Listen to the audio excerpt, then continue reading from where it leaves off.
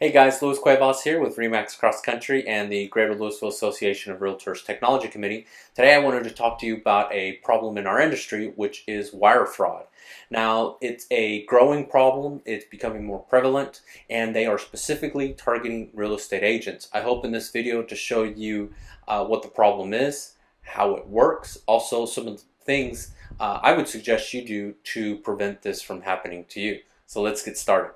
Consumer alert tonight for anyone who's thinking of buying a home in the metro or just about to close the deal. A Denver 7 investigator Ryan Luby is here to expose the hackers. They just moved in, and man, they're hitting Colorado hard. They absolutely are, and there's a darn good chance they are lurking in your realtor's email box right now, just waiting to fool you to cash in on your down payment, tens of thousands of dollars. And once they've got that, it's gone.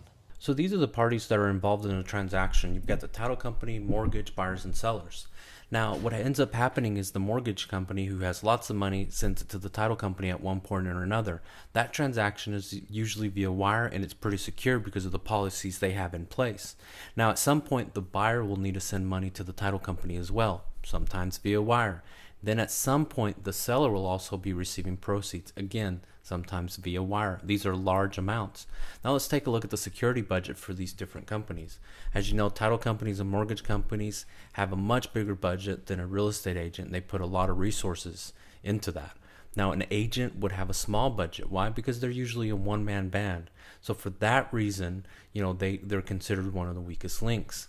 Now let's take a look at the information, and this is key. Notice that the agent is in the middle. Why? Because one, they have access to all the information, mortgage, closing date, emails, etc. For that reason, they are the weakest link, that and a low budget. So what happens? Well, the hacker pretends to be the agent, takes over their email, can send fictitious emails with wiring instructions back to them. And that's where the problem occurs. They have money going back to the hacker's account, and it's completely falsified and completely gone. I'll show you an example out of Colorado. Centennial couple loses $272,000 to fraud. And now they are suing Wells Fargo, saying the banking giant obstructed the FBI efforts to stop the wire transfer from going through. Good evening. I'm Ann Trujillo. And I'm Shannon Ogden. Denver 7's Lance Hernandez talked to the couple. Lance, that couple's just out their life savings. Shannon, James and Candace Butcher sold their house in Longmont and were using the proceeds as a down payment on a new home in Parker. They wanted a place closer to their son and big enough for grandchildren. But they lost that down payment in a wire transfer scam. Now, they allege that the realtor, title, and mortgage companies didn't do enough to protect sensitive financial information. So notice that not only was the mortgage company named in the suit, but also the title company and the real estate agent. Now, what can we do to prevent these sort of issues in the first place? I would strongly suggest that you educate your clients on the issue and let them know that this is a real problem in our industry. Inform your clients of the process. Let them know what to expect from you and title. I wouldn't handle wiring instructions. Also, have good policies in place. Be consistent. Have clients verify wiring instructions directly with the title company. Also, I would avoid free Wi-Fi. Free Wi-Fi tends to be unsecured. Unsecured Wi-Fi is an easy way for hackers to gain access to your computer. So here's some good email, text, and online best practices.